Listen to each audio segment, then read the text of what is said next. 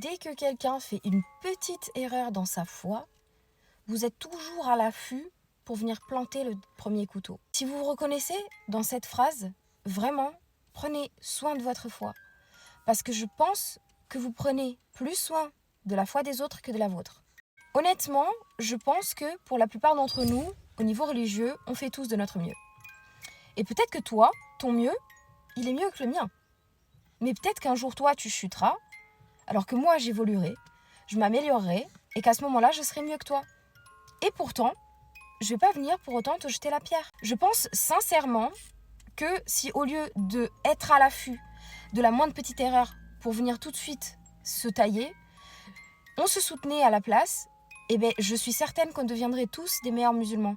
Parce qu'au lieu d'avoir des reproches, on aurait du soutien. Vraiment, c'est un réel problème, je trouve. Prenez soin de votre foi plus que vous prenez celle des autres. Parce que le jour de la Qiyamah, chacun pour soi. Et je pense que ça, on oublie en fait. De toute façon, mais qui sommes-nous pour être là en train de juger? Parce que, croyez-moi, on critique toujours chez les autres ce qui nous dérange chez nous-mêmes. Vraiment. Et ça, Sigmund Freud, il en a parlé. Donc, c'est un truc de psychanalyse, en fait. C'est pas moi qui l'invente, tu vois ce que je veux dire? On manque vraiment de bienveillance. C'est une horreur. C'est vraiment terrible, je trouve. Ceux qui pensent que leur foi, elle est au max, je vous dis, vraiment prenez-en soin. Parce que plus vous êtes haut, pire est la chute. De toute façon, vous remarquerez, je pense, que quelqu'un qui est vraiment bien ancré dans sa foi, il ne critiquera jamais les autres. Il va toujours venir vers toi avec bienveillance. Il va toujours te dire, ok, tu fais pas ça vraiment parfaitement, mais c'est déjà bien parce que au moins tu fais quelque chose. C'est mieux que rien. Sur TikTok, les gens ils sont là, ouais, mais tu mets ton voile, on voit ton cou, machin, truc, ok.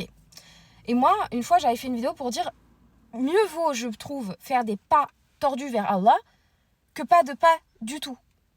Et il y a des gens en commentaire qui étaient là, tu les encourages à faire ça? Non, justement, je ne les encourage pas à faire ça. Je les décourage pas. C'est différent. Je sais que ce que je dis est juste parce que, je sais pas si vous connaissez Mufti Menk, lui, une fois, il a dit que souvent, justement, les gens, ils critiquent parce qu'ils disent, ouais, elle est musulmane, elle est même pas voilée, etc.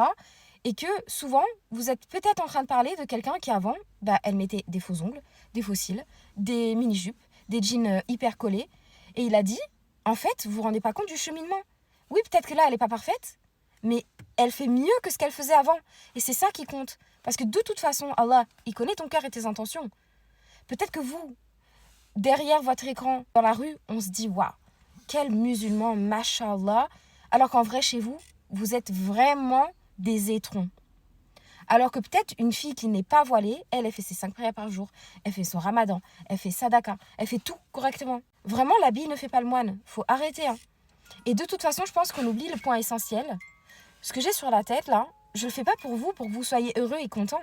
Je le fais pour mon Seigneur et lui, il connaît mon intention.